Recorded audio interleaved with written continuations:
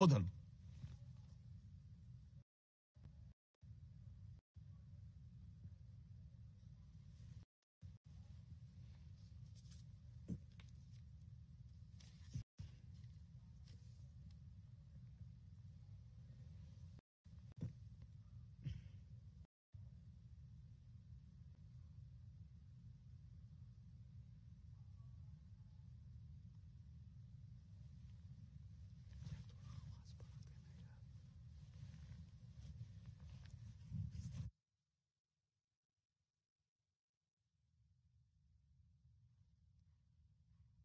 मेरे प्यारे देशवासियों, नमस्कार।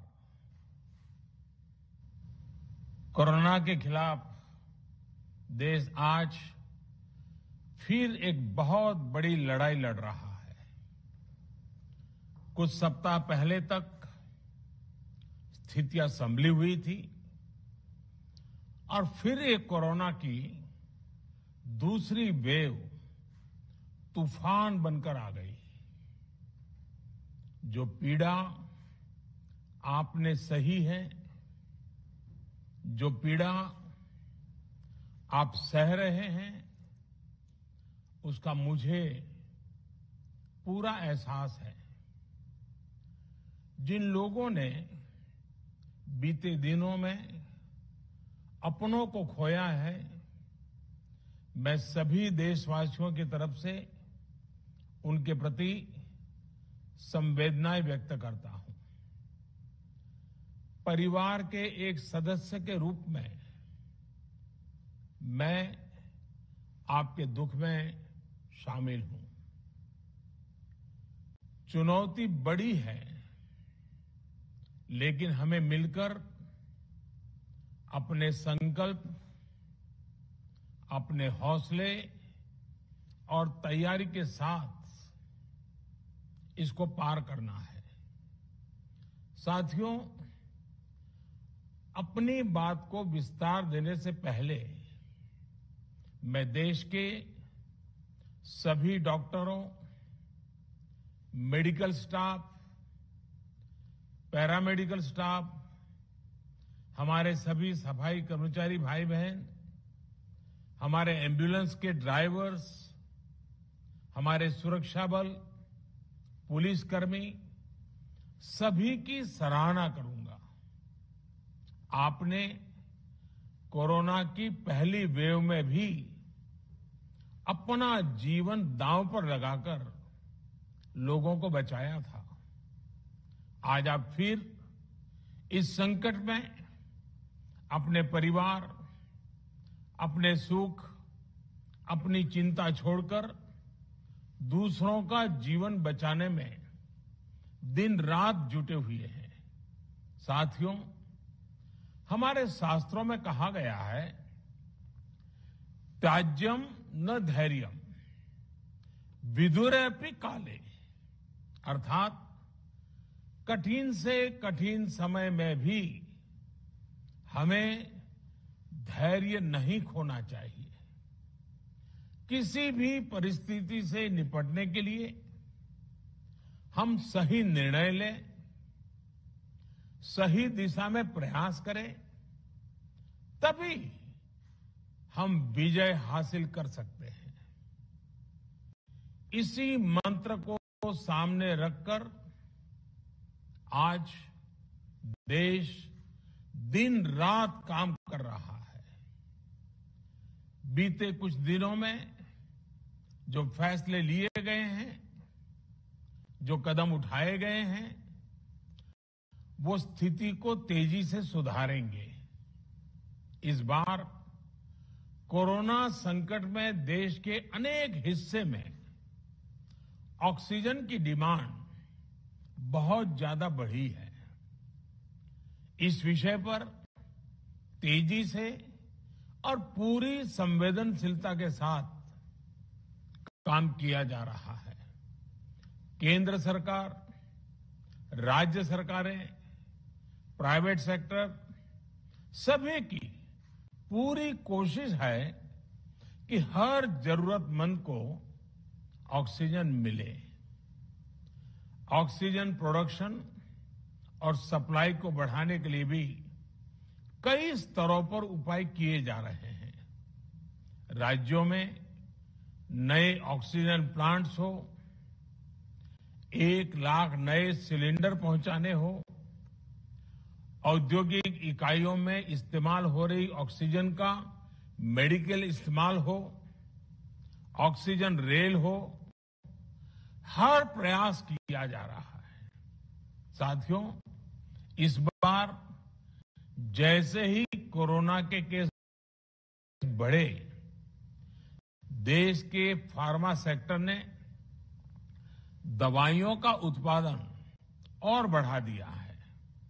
आज जनवरी फरवरी की तुलना में देश में कई गुना ज्यादा दवाइयों का प्रोडक्शन हो रहा है। इसे अभी और तेज किया जा रहा है। कल भी मेरी देश की फार्मा इंडस्ट्री के बड़े जो प्रमुख लोग हैं, उसके जो एक्सपर्ट लोग हैं, उनसे बहुत लंबी चर्चा हुई है। प्रोडक्शन बढ़ाने के लिए हर तरीके से दवाई कंपनियां की मदद ली जा रही है।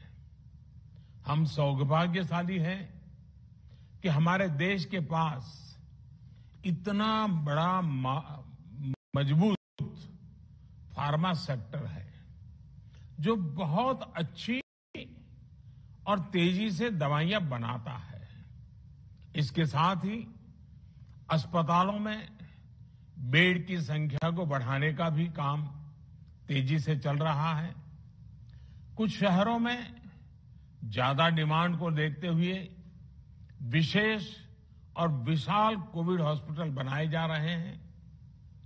साथियों, पिछले वर्ष जब देश ने कोरोना के कुछ ही मरीज सामने आए थे, उसी समय भारत में कोरोना वायरस के खिलाफ प्रभावी वैक्सीन के लिए काम शुरू कर दिया था। हमारे वैज्ञानिकों ने दिन रात एक करके बहुत कम समय में देशवासियों के लिए वैक्सीन विकसित की है। आज दुनिया की सबसे सस्ती वैक्सीन भारत में है। भारत की कोल्ड चेन व्यवस्था के अनुकूल वैक्सीन हमारे पास है। इस प्रयास में हमारे प्राइवेट सेक्टर ने इनोवेशन और एंटरप्राइज की भावना का बेहतरीन प्रदर्शन किया है। वैक्सीन्स की अप्रूवल्स और रेगुलेटरी प्रोसेसेस को फास्ट ट्रैक पर रखने के साथ ही सभी साइंटिफिक और रेगुलेटरी मदद को बढ़ाया गया है। यह एक टीम एफर्ट है जिसके कारण हमारा Bharat 2 made in India vaccine के साथ दुनिया का सबसे बड़ा टीकाकरण अभियान शुरू कर पाया। टीकाकरण के पहले चरण से ही गति के साथ ही इस बात पर जोर दिया गया कि ज्यादा से ज्यादा क्षेत्रों तक, जरूरतमंद लोगों तक वैक्सीन पहुंचे। दुनिया में सबसे तेजी से भारत में पहले 10 करोड़, फिर 11 करोड़ और अब 12 करोड़ वैक्सीन डोज दिए गए हैं। आज कोरोना से इस लड़ाई में हमें हौसला मिलता है कि हमारे health care workers, frontline corona warriors और सीनियर सिटीजन्स के एक बड़े हिस्से को वैक्सीन का लाभ मिल चुका है। साथियों, कल ही वैक्सीन को लेकर हुए एक और अहम फैसला भी हमने किया है। 1 मई के बाद से 18 वर्ष के ऊपर के किसी भी व्यक्ति को वैक्सीनेट किया जा सकेगा। अब भारत में जो वैक्सीन बनेगी उसका आधा हिस्सा सीधे राज्यों और अस्पतालों को भी मिलेगा। इस बीच गरीबों, बुजुर्गों, निम्न मध्यम वर्ग के लोग 45 वर्ष की आयु के ऊपर के व्यक्तियों के लिए केंद्र सरकार का जो वैक्सीन कार्यक्रम चल रहा है वो भी उतनी ही तेजी से जारी रहेगा। पहले की तरह ही सरकारी अस्पतालों में मुफ्त वैक्सीन मिलती रहेगी, जिसका फायदा, जैसा मैंने कहा, हमारे गरीब परिवार हो, हमारे मध्यम वर्ग, निम्न मध्यम वर्ग के परिवार हो, वो उनका लाभ उठा सकेंगे। साथियों, हम सभी का प्रयास जीवन बचाने के लिए है